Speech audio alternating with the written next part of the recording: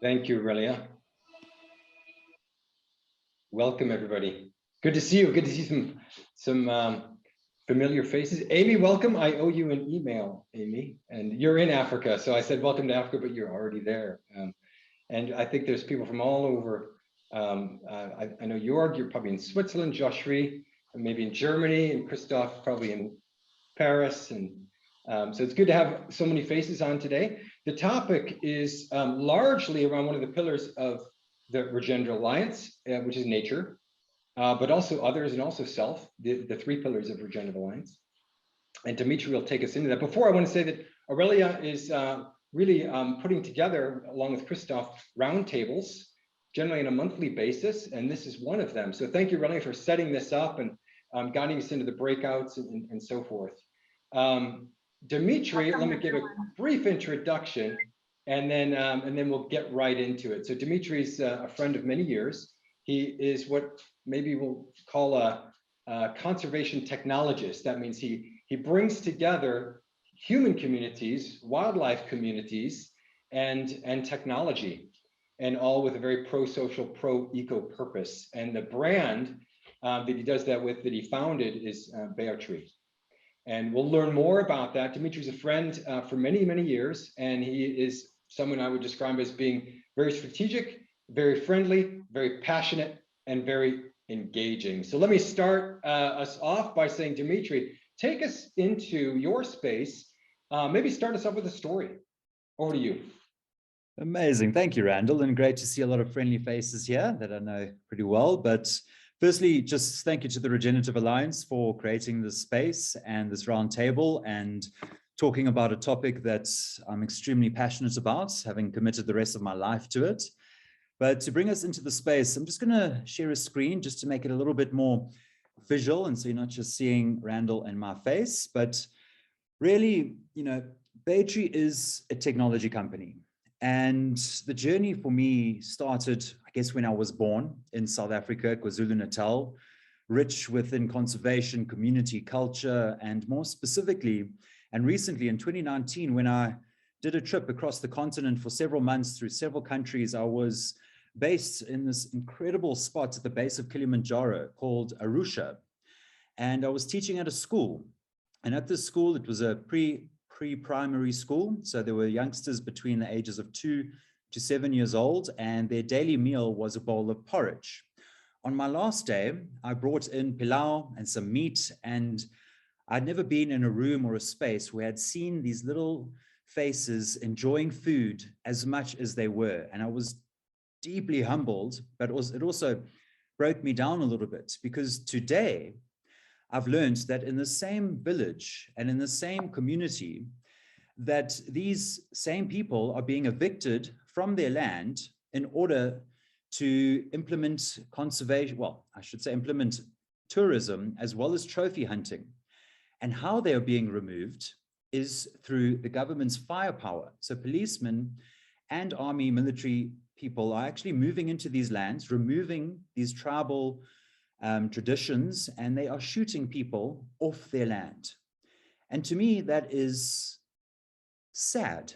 I just don't quite understand it, that we're still in a world where conservation has nothing to do about wildlife. Conservation has everything to do about people. Why does conservation even exist? It's because of deforestation, poaching, illegal trading, and that's a people problem. So that's telling us that we need to put people first. And it was through this journey that the idea of Baytree was born. And I'm going to very briefly just introduce the concept of Baytree, and then I want to bring it back to Randall to go into a bit of a Q&A, and then we will have some breakout sessions very shortly after that. But as you can see, my heart was ripped out and touched in terms of all these incredible young minds that our next generation on this continent, need to be put first if we want to mitigate some of these global challenges. So what Baytree really is really, it's a software business. We provide our software as a service to the private sector, non-profit sector, and governmental bodies, where through our software, they can actually create an audit trail or a verification trail of impact that's proved and backed by evidence. Now, how we do that is through our data collection, verification, and data management tools. And we will go into some examples and how that actually works. But I just wanted to provide a snapshot of the actual software application. And one of our customers in Kenya, pastoralism is a massive thing of the Maasai, the Samburu, the Turkana tribes. And if you don't look after their cattle, which is their well-being, their wealth, and everything else, then nature will lose. So with this, some of the organizations in the conservation space are actually capturing and collecting data to prove the efficacy of where these animals are being brought up. Now, our system operates across all devices. We are active in Asia and in Africa. And as you will see, there's a variety of tasks. And all a task is an assignment to someone in the field that has a smartphone to collect it and capture data in a normalized, standardized way. And we're going to bring that into how this systemically changes behavior. But you'll see here, let's say I'm a scout or a ranger in the field, someone's conducting a cattle health check. What's critical is that we visualize what's actually happening on the ground through photographic evidence. And then we've got a variety of different ways in how we can capture data, whether it's a min and a max, or if it's a percentage, if it's a distance that's being covered, or a weight in honey. It's really up to the organization to design the indicators that they wish to capture, and we just digitalize these programs. Now, where that then flows into is a dashboard. Everything is in real time. Everything that is captured in the fields, whether you're sitting in Geneva, whether you're sitting in New York City or London, you can operate and manage your projects from a great distance away and know that there is transparency and trust when we are deploying money into social impact, into environmental impact, or into regenerative practices, including agriculture or water security. So all I'm going to just display here, just for another minute, is the dashboard where, a lot of our partners have multiple projects, regenerative agriculture, water security, and the list can go on. You can actually include the community's participation in the system. And that's very important because a lot of times everyone's often trying to save Africa, and we think that money is impact. But in fact, money is only impact when it's driven by action. And if we can prove that action, I, as an investor, will trust that this organization is doing what they are actually meant to be doing. And importantly, the verification component is very, very critical, because it's all great having big data, but if you're not verifying that data, then what use is it? And this is just simply showcasing just the different ways to filter and manage the data. If it's around, I only want to see animal welfare or biodiversity or land and habitat, those filtering options are there, as well as placing accountability on the team in the field. Because again, paper-based solutions are what govern our global development. It's underpinned by opaque, corruptible, manipulated data where we just have no transparency. So just to zoom into one as an example, and then Randall, the mic will be back with you. You will see that this morning I submitted a task through the application. I am the data collector. I can see which project it was for. This is on a cattle health check. You can see in the notes here, we've got the Regenerative Alliance rocks. And importantly, you'll see that also we've got visual evidence. And now it's very, very privileged a couple of weeks ago to be sitting on the ground watching these incredible migratory herds. But of course, the photographic evidence would be relevant to that location or to that task. And lastly, GPS, the latitude, longitude, and GIS triangulation of knowing where something happened puts even more accountability on the teams on the ground. So that's really just a brief snapshot into Bay Tree's world. And yeah, Randall, I'm going to pass it back to you. Awesome. Thank you, Dimitri. That was so concise. You took us into your zone and into that community where you were touched. Something stirred your heart, your soul, even in some of the people that you met and the experiences in that community. And then now solving for some serious problems. I jotted down some things as you were talking. Things that stirred me were around governance, around the core problem you're trying to solve for, moving from paper to digital to maybe AI, that trajectory, and where Tree has a role in that. Partnerships, partnership management, and a bunch of other stuff. And others probably jotted down some things too. So why don't we start to go down that list a little bit, and then we'll open the floor, and then we'll go to some breakout conversations. So why don't we start out with the governance kind of systems bucket. Talk to us a little around how are, in the complex systems that you've described with technology, community, history, levels of education, health system, so on and so forth, where they come together. Talk to us a little bit about the governance of that and at the grassroots level. Sure, Randall. So from my perspective and opinion, which all of this obviously will be, there's three stakeholders, or let's say things within the system. It's planet, it's people, and it's value. And right now we translate that value as money. And in the world of development, environmental protection at the grassroots, we have spent the last 1,300 days, I'm based in Kenya, tackling this issue. I get shocked because right now, there is a solution to every problem, but no one is sharing that solution or data or project templates or what works and doesn't work because they're protecting their donors. And they fear if I share the solution, my donor will leave me and they will go fund another project.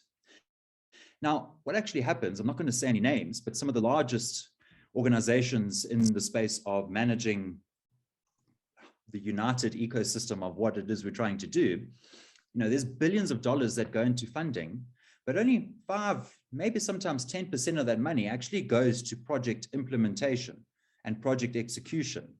And the rest disappears into logistics, administrative costs, travel, etc. So, with Beju, we really actually initially thought we were solving a people problem, but in fact, it's a money problem. And it's how we're distributing this money into these projects that aren't just start, stop. Because all NGOs run in the fashion, we start a project and it stops, and then you go away. Then the borehole or the clean energy system or the healthcare applications break, and then the community is left there thinking, what now? So there's no circularity or regeneration in project implementation. There's no continuity. And that's where, for us, data collection should always be on so that we can be more proactive with how we are deploying money into the world of doing good. So it's very, as you said, Randall, I mean, you've got organizations, communities, donors. Donors are enforcing a framework that you need to report on this so that we can then report to our shareholders and our customers, this is the good work we're doing, #greenwashing. But, there's no real view on where is this information coming from and how can I trust it? And that's really, I guess, the niche and where we're putting our focus now into is, how do we even work with private equity and asset management, wealth management, ESG spending, not just the NGO ecosystem. So I hope that, gives Good, a bit thank of you. And then I'll just keep adding to my list around impact investing, and maybe you've got some thoughts around that. Looking forward, how maybe this even intersects with ambitions of net zero. But just picking up on your point around governance and some of the problems that come from paper solutions. I mean, it's not the paper that causes the problem; it's the people, right? But maybe paper lends itself to behaviors which are corrupt. So if I left the keys to the safe out on the desk and walked away, I would just be setting in place the possibility for corruption and theft and so forth. And maybe I think what I'm hearing you saying is that leaving paper systems in place are doing the same. And can you talk a little bit around how you implement technology in places? It's a big leapfrog, isn't it? Because a lot of the people in these places are not used to this technology. How do they adopt? How do they adapt? How does it get utilized and utilized wisely? Sure. So I'm going to be careful about what I say now. So you might have remembered what country I'm currently in. So the government of that country, the KRA system, I've just said it, Kenyan Revenue Authorities. I hope no one from the government hears me say what I'm about to, but they always had a paper system. And in November last year, they implemented a digital system so you could automate your taxes and the payouts and everything. That system lasted a month. It was then shut down by the government because no one was getting the direct money into their pocket. If you want something to move quicker, it has to change. So, Randall, to your point, one of the biggest challenges we've faced is behavior change, and particularly with technology, because we're operating in very rural, remote spaces where there's tech illiteracy, even just general illiteracy, and adoption of tech has been challenging. But as you said, Randall, Africa, I mean, I don't know if anyone's familiar with M-Pesa. It's a mobile money payment system where your bank is basically your SIM card. And when you go to a market, you can just send money from one mobile number to another. Now, that had to happen because no one had a bankable address where they could go get a credit card assigned to them. So Beju, we actually implemented our technology using USSD, which is where you just simply dial *724#, and you do not need a smartphone for this. And then you receive a menu where they can report a task to say, hey, there's been an activity that's happened. Either someone's deforesting or there's plastic waste that needs to be removed, or there's a healthcare activity that needs to be monitored. Now that sends a signal through to our customer's dashboard. And then that customer has a field team that has smartphones that will go there to prove that action actually happened. But now by no means has that been simple, because we've been bashing our heads against an industry that has always done it this way. And in the last 50 years, we've lost 68% of all wildlife. So even I look in the mirror and say, have we done a good enough job in conservation? The answer is no, because we're losing all these things in nature. And it just blows me away. So, really trying to, now how we're going about that is like what I mentioned around, the reporting frameworks in terms of donors saying, we'll give you money, please provide us this report. We're now focusing to the donors and saying, use the system, force it on the implementing partners, and now you can have more trust and transparency and accountability. on these teams, and you can actually see in real time what's Mm. happening. So it's been an evolution, I guess, in that regard. Multiple wins. So I've just put a note in the chat saying open floor for any questions. We got a little bit of time, then we'll go into breakouts in a moment. But is there a burning question or to clarify or understand something more? Open floor.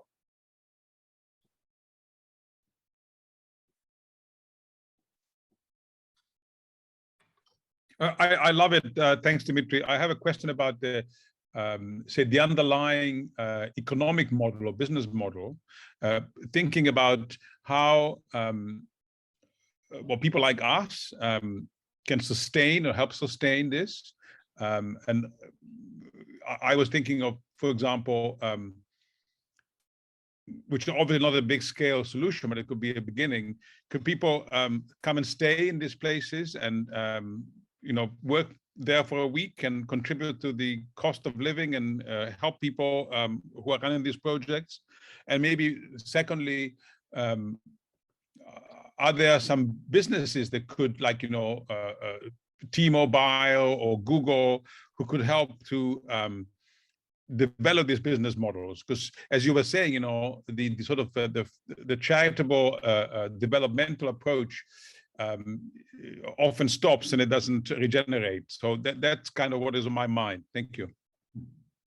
Yeah, so Marcelo, on your first question, well, the second one is quicker. The answer is yes, in terms of the Googles, the Microsofts, the Amazons, coming in to support the scale up of these types of programs and try to drive more for-profit businesses, even in the SME ecosystem. And by no means am I saying NGOs shouldn't exist, but just the way they work in terms of we should facilitate as an NGO, not implement, should be done there. Because I mean, the goal of an NGO is to go in and create human economic capacity and economic activities where a community can then look after themselves. But that doesn't happen. And that ties into your question. I mean, that school at the beginning of the talk, I joined Projects Abroad. It's a company that do volunteering experiences. You can go live and contribute. But something I learned, which was when I was at the school, I was there for a month. I stayed and developed a relationship with some of these kids, and then I suddenly disappeared. And just like the women of these Maasai tribes, they are completely neglected in growing up. It's still male dominance and male breadwinner, and my daughter I'll one day sell her for cattle and for goats, it's lobola, but that's the role of my daughter. My son will grow up to be a shepherd and a herder, and when they were at school, they were violent with each other. The women were. Like I had one incident where this 3-year-old went and pushed her friend in a long drop, and then she took off her shoe and went and beat her friend. And I saw this and I was like, what is actually happening? And part of that is, volunteering is great, but it depends on the connections we make. And if we suddenly leave them, what are we doing to that youngster's mental state? If we just keep abandoning them, which is something that I only learned by experiencing. So yes, I mean, it's good to visit and travel, but we need to be mindful about what type of footprint we are leaving when we do engage in these environments. So it's a tricky one again. It's very, very complex in that regard. Yeah, thanks, Marcelo. Yeah, we know that humanitarian tourism often helps more the person going than the person that lives and stays. And they're often done with not much investment of time and preparation, either the before, during, or after, and the debrief and the understanding. And it takes time to do it well, doesn't it? Dimitri, could you talk a little bit about partnerships? What kind of partners do you have? How do you manage them? How do you and what kind of challenges you might have in either developing or managing a partnership? Yeah, so let me go private sector first. So in terms of partnerships, it's been rather interesting in trying to, firstly break the mold, but I guess to make it relevant, right now in Thailand, there's a partner, I've been given free will to share their name. They're called Hill Tribe Organics, and they provide organic eggs into Asia. And they're the first suppliers of organic eggs. And where our systems come in to form a partnership is really to support them with bottom-up supply chain management, meaning really working with the poultry farmers themselves. And the task in this instance is ensuring that they're following organic or regenerative manners and looking after these chickens, and then how those are processed to actually optimize yield. And we can cross-correlate, who attended training to upskill the farmers, who didn't, attached with a farm ID. And so we can start to see 20% of the people that have attended training, they have 90% more yield output than the ones who didn't, which enables HTO, Whole Tribe Organics, to really focus on their partners or their community members, which need the support to further their yield. So there's a lot around that, and also telecoms, and Marcello alluded to it. I mean, it'd be fantastic to go into the worlds of Google and Microsoft, but through grants, I mean, we've joined the Google SDG program, where we get advice to all the Googlers around the world, depending on a particular business challenge we might have. And more importantly for us is also universities. Like, we love universities, and one of them is ALU, African Leadership University, which was founded by Fred Swaneker. He's done a significantly incredible job on the continent. And right now we've got some of their interns within our business. And what we're looking to do with them is, how can we provide our software to the students at free of charge or at a particular discounted rate, so that they can actually do their theses, their research, and their science utilizing not just Google Forms, but more of a strong held data collection tool that can support an analysis and all these different things. So yeah, that's the private sector. And then nonprofit is, I don't know how much time we have, but maybe, yeah, that's been a lot more challenging, because procurement and multiple stakeholders, bureaucracy, slowness and moving. We're a young tech startup. It just doesn't really gel with us at the moment. And we've tried. There's been 18 months worth of conversation with one of humanitarian organizations in Sudan and Somalia, and it's just been still going at it, but it's a process. I won't say the name until it's the deals and dotted lines. Maybe we can pick up on that a little bit later on. Not much later, because we've got a few minutes left really, but around leadership, your leadership, what you see in leaders around you, the competencies needed in leadership, regenerative leadership, to navigate through these issues, culture, strains in partnerships, relational issues, hard decision-making, technology, and so forth. So just bear that in mind. We might get to that. Let me ask a last question before we move over to breakouts, and I'll see what we're going to do in those breakouts in a moment. But what about poaching? Okay. Now, for many of us that live in parts of the world that don't seem to bump into that topic, it seems like a very distant topic.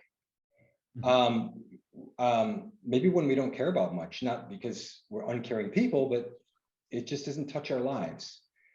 We might read about someone getting caught at the airport with some exotic animals, and that's about it. But it's a bigger issue, isn't it? And could you take us a little bit into the world of poaching, how big of an issue it is, and looking about supply? It's a supply chain, isn't it? Yeah. How can what you're doing, we haven't had a conversation on this before, but how can what you're doing maybe perhaps address some of those issues? Sure. So you said it, Randall. There's a supply and there's a demand. Why does poaching exist? It's because society has labeled that this ivory or rhino horn has, propensity to make me perform better in the bedroom, or it's a sign of wealth or whatever it is, and it's a facade. And more importantly, when you go down to the community level and you have people saying, here's $10,000, go shoot this animal, it's my only way to make an income, I'm going to go shoot that animal. There's no questions asked, because my family is hungry, my kids need to go to school, and that's the way it is. And so, yeah, I mean, in terms of, how we've been approaching poaching, it's really, been fighting hate with hate. There's more electric fences, more guns, more arms, and it's creating more conflict. But we don't go straight back to, why is that person poaching? It's a basic human need that isn't being fulfilled. And if you can provide alternative, sustainable resources and financial incomes for them, then the beneficiary will be nature. But right now, that ecosystem doesn't exist. And COVID was a great example. Because of the tourism collapse, 80% of conservation was funded by tourism. All that money is gone. Poaching's gone up. But the statistics will show us that poaching has gone down. The only reason it shows us that is because there's less animals to shoot. So specifically in the Kruger, poaching has gone down by nearly 70%, but that's just because there aren't any more rhinos for people to be taking out. So it's a very, again, I think it's a whole nother conversation on its own, but it's a very complex space, that one. And great, well, thank you. And I just see that what you're doing in Bear Tree can help to address some of the supply chain issues, and maybe raise awareness on the demand side as well. Why don't I just throw that into the pot for what you'll talk about in breakouts? And so part of that time will be around, is there anything that's been said on some of those themes? I mentioned governance and problems, and Dimitri talked about the going from paper to digital, and technical solutions, partnership management, the pillars of Regenerative Alliance, which are around self, others, and nature, and how this fits right at the core of that. So those are some of the themes that we brought up. And of course, being evidence-based, research-based, that brings visibility, transparency, and accountability. So those are all a number of themes. So Aurelia will put us into the breakout. We'll have about 10 minutes for discussion. So introduce yourselves. If one of you could be kind of what we call in the leader circles of Regenerative Alliance, we call a conductor. That means you just give a little bit of steer to the conversation. If one of you could do that, that would be great. We're not going to have an official report back, but if you could kind of keep a little bit of a summary of what you talked about, it would be great. And we'll have a quick sharing at the end. So what did Dimitri stir in you in this topic? Was it fully new to you? Did it raise some awareness? What? Any key learnings there? And what changes do you think need to happen, maybe at a systems level, or at a business partnership level, or at a community level, that you think needs some investment of time, money, other resources? Okay, so what did it stir in you, and what could be done about it? Okay, or anything else that comes up in your conversation. Aurelia, I think you're going to take us there in a moment for, and we'll have about 10 minutes for that conversation. Yes, and I'm going to paste also the questions that Randall has mentioned just here in the chat, so you can copy them for you to guide you in the conversation. Okay, so I'm going to open the rooms, and it's going to be 10 minutes. Have a good talk. See you later. Everyone's back. Welcome back, everybody. Marcel has joined us as well. Great. Well, I'm interested to hear how the conversations went. So open floor. Why don't we just open it up? Dimitri, were you in one of the conversations? I was, and managed to find someone that'll speak on our behalf, so it's not just my voice all the time. Thanks, Great. Brendan. I was gladly nominated by the group, so thanks to the rest of the group. So in our reflections, one of the things that we covered together was, I think in the initial part was how human a lot of the challenges really are. And we go back and look at some of the things that are pressing us, that it really comes back to understanding them on an individual humanistic level, that becomes really important, which led to the question of, we really go to that perspective, then what does it take to change people? And I guess the end of the reflection was the idea of, we should always start with first making sure that we're changing ourselves for the better. And even though we might not all be shooting elephants or poaching elephants to send our kids to school, we all have things that we're poaching. And if we can be aware of those and try and fix those first, then that's the same kind of change that we need also in parts of the world where people are literally poaching elephants. And I leave it to the group if I missed something in that summary. Any corrections on what Brendan shared? Yeah, anything to add to that? Then we'll jump down and see what Amy, were you in that group or a different group? Different group. Okay, great. Maybe you could jump in on the next one. Jörg, anything else to add to Brendan? No, it was a perfect summary that Brendan gave. That was our discussion. That what we reflected or figured out in this 10 minutes. Great, thank you. So Brendan, you, if I could encapsulate a little bit around what you shared around self-awareness. Are we self-aware enough? Do we look in the mirror, and how do we do that? Christoph, who's on the call, led an initiative, and Joshua as well, on regenerative leadership. Okay, and as leaders, are we aware? How do we know we're aware? Where do we get perspective, and so forth? Maybe I'll leave that question, Dimitri, at the end for you to come back on and maybe just give a few thoughts on regenerative leadership. Amy, what happened in your group? Hi, everybody. So I think we just connected for most of the group, hearing a little bit more about each other. But the last thing we were talking about was I was just sharing the words that came to me when Dimitri was speaking. And those were politics, power, and red tape. and we were just reflecting on the challenge of the African people have always been, they've had land taken away, they've been undermined. There's huge disparity economically. And unfortunately, what's come of that is, these small groups of people that are almost holding their communities back. So we mentioned it when we talked about the poaching. And we were almost about to start discussing it, but how does a company like Bay Tree navigate that? Great, good. Well, might come back to you on that, Dimitri. Others from that group. I want to add, I was in that group, I think it was great. It's a question of balance, that there are, countries and regions in the world that have, I mentioned Costa Rica, but you could argue Rwanda maybe has also, some countries have achieved a balance better than others. So what can we learn from those countries because it's essentially, it's about the economic, the nature, its well-being, political structures. It's that kind of prosperity for all and planet.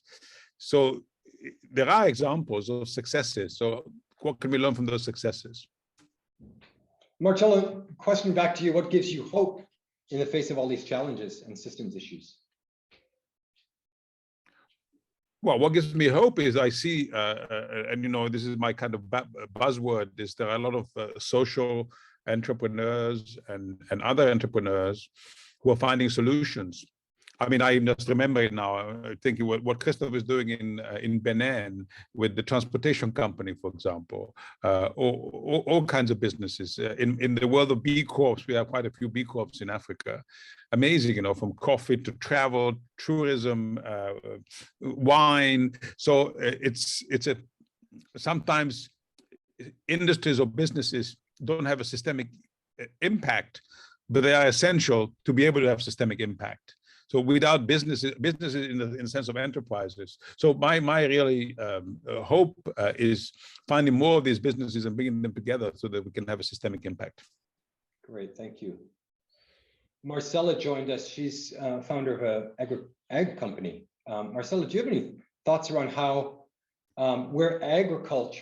where farming comes into this space, where we've talked about conservation and communities and so forth, how that bumps into ag? Would you have any thoughts on that? And then maybe Dimitri, would you have any thoughts from a Bay Tree perspective on the interface with agriculture? Yeah, thank you, Randall. We are actually right now, we're a startup, Dimitri, and we haven't started trading yet, but very much a part of our value proposition is to gather that data so that it helps us with better decision making. And also, this is a kind of data that corporates who will buy our products really want to know. But what is your experience with regards to agriculture? Thank you, Randall. Dimitri. Sure, thank you, Randall. So we've done some work with the Nature Conservancy with regards to regenerative agriculture, working with smallholder farmers, and that also ties in with water security. And the experience really has shown me on the ground level the silos in which these operations are managed in terms of water security coming off Mount Kenya, river streams going in, the cleanliness, the catchment areas, and how that water is actually then distributed illegally or legally, and then how that water is then going into the community areas via drip irrigations or different systems or water tanks, and how that then links to what are we taking away from biodiversity at the same time by extracting that water, and what happens further down the stream. So there's so many, we need to look at symbiosis as an answer. How do we create the space of balance? And in the space of agri, I mean, also on the poultry side, that's where the Thailand example came in. It's really looking at rather, how do we create a framework that is simple, very simple for communities to be able to participate in this type of agri, because agri is one of the largest degraders of our biodiversity. So we need to kind of, lean into agroforestry, regenerative forestry, and how do we also put, instead of an electric fence to protect elephants raiding my crops, beehives, bees. Well, elephants are petrified of bees. And that also now creates human economic capacity with honey. and it's a natural solution. So how do we, even chilies, chili pot plantations, chilies are, you burn them with elephant dung and wood. Elephants catch a whiff of that at night and they run away because it stings their nostrils and their trunks. Fun facts, they got 40,000 muscles just in their trunks. But yeah, it's just I guess it's a bit of an interesting one, but yeah, Marcella, it would be great to, I guess, get a little bit deeper. We'd love to learn more about your ecosystem at the same time. Sure, I'd love that. Let's connect offline. Thank you. Thank you too. Great. And on that, so let's go to, well, there might be one or two other questions stirring, and then soon we'll go in a minute, we'll go over to you, Dimitri, to give some closing words. What about connection? Maybe we have some people that either on the call or those that we know beyond the call that would want to connect you with on this, Dimitri. How should we do that? I'll put my LinkedIn. Great. Yeah. And if this stirred anything in you that you'd like to reach out to Dimitri, please do so. Any other questions, ideas, comments, challenges that anybody'd like to throw out? Christoph, go ahead. Just speaking for my group, I actually asked Mark to speak, but I'll quickly, I mean, the whole thing is that, Dimi, after your talk, we felt like, shit, we've been going on holiday to support all these people in Africa. And now we feel we're doing a bad thing, yeah. So thank you for making us feel shit. Sorry, we won't go there anymore. But what's the solution? Because you do need support and capital, and it's just giving money and allocating it right enough, but then we don't really, it's hard to engage with conservation, because I see the battle between agriculture and conservation must be the big one to play out, yeah, and it's two economic sources. Part of the question is, Dimitri, what do you need? So I'm going to tie Amy's question with Christoph's in terms of how or what can we do. So very quickly, I know we only got a few minutes left. We all have started to hear about Web3, right? Blockchain, crypto, NFTs, very cool, very fancy, very buzzy. What's been interesting is that we're all falling in to try to figure out how the hell does this thing work? A question to the audience, when HTTPS and World Wide Web came out, did we try to figure out how this thing was working? No. But when Google was born, social media came out, we just went and used it. So what is that telling us about this Web3 space? Right now, crypto has crashed. It's going to clean out the sector totally, which is what's needed as part of the evolution. But the trick to unlocking the power of crypto and this future Web3 blockchain space is to make a simple interface where someone in the middle of Kenya, a community member, can just have an application where they complete a positive task for agriculture, for conservation, and all we're doing there is changing the value of a tree alive versus a tree dead. An elephant alive is more valuable than an elephant dead. It's the value system shift that we now need to step into, where we as Baytree are stepping into that future as well and connecting with some of these players to say data is a commodity that we can transact because that data holds a value to governments, to the UN, to organizations, to investors. Why don't we just enable everyday people to have access to the system where they can increase the value of a land by completing restoration activities, social economic activities, and that data is then transacted and the money goes straight to the individual, and let's say 30% can go to a community development fund. So all the NGO will do is facilitate and say, this is how you can build it. This is the regenerative system. So it's really complementary in that instance. So that's, I guess, a bit of the how. And yeah, Christoph, please don't be fearful of traveling and going and experiencing. It's needed. But yeah, just be mindful with it. I don't want you to think it's a terrible thing. It's important for us to be exposed to these different cultures, and it advances our learnings, the change makers, to actually implement and learn better to our knowledge. Thank you, Dimitri. I'm going to move us now into an exit and give you the last word, Dimitri, on anything you'd like to share in a few nuggets around leadership and around your vision or your dream. Over to you. Sure. Thank you, Randall. So I don't know if anyone's ever read the book Exponential Organizations. It's fantastic, came out of Singularity University, and there's something called an MTP. Beatrice is to become the global operating system managing the relationship between nature and humanity. I believe we will be able to do that. And importantly, on the leadership side, Randall, it's love. For me, it's all about love. And I've been very privileged to come up in a family which has showered this all over me throughout my life, and I'm grateful for that. But then how do we bring that into practice with love, empathy, compassion? When I work with a team, how do I listen to them effectively, but then also respond in a way that it creates them, all of our employees, I don't try keep them into Baytree. Whatever their dreams are, if Baytree can be a vehicle for them to go and create their own startup, fantastic. And I guess that's just the way, and we're trying to, create the system. And it's also, taking symbiosis and leadership. How do we find balancing skill sets? How do we find complementary skill sets? How do we create circularity in our social styles and the way that we work together? So I guess it's just bridging, that love component in a way that becomes unconditional. Why are we doing what we're doing? It's so that we can love each other, love our planet, and love just, everything within what we've got to do. So that's me. What about you, Randall? Well, it's true. I'm smiling big time because we didn't plan on this little interaction here, but yesterday I was in a meeting where academics and scientists were all presenting things around a gender equality plan, and it was getting very deep in the weeds and scientific and research outputs and the need for lots and lots of policies and rules. And I raised my hand and said, I'm seeing all this bureaucracy coming, but what about maybe we should look at that through the lens of love? And I went on, and I gave the same speech you gave. So we're on the same page. It wouldn't be the first time that's happened. Thank you so much, Aurelia, for bringing us together, for Christoph, for helping to spearhead that, for all of your contributions, and especially you, Dimitri, not just for the call, but for all the hard work you're doing. We really take our hat off to you and applaud you. Thank you. Thank you, Randall. Thank you, everyone. Wish you all a good weekend. You have 1 minute, a regenerative minute to use however you like. Take care. Bye-bye. Cheers, everyone. Bye-bye. Bye. Thank you all. Have a wonderful Bye-bye. weekend.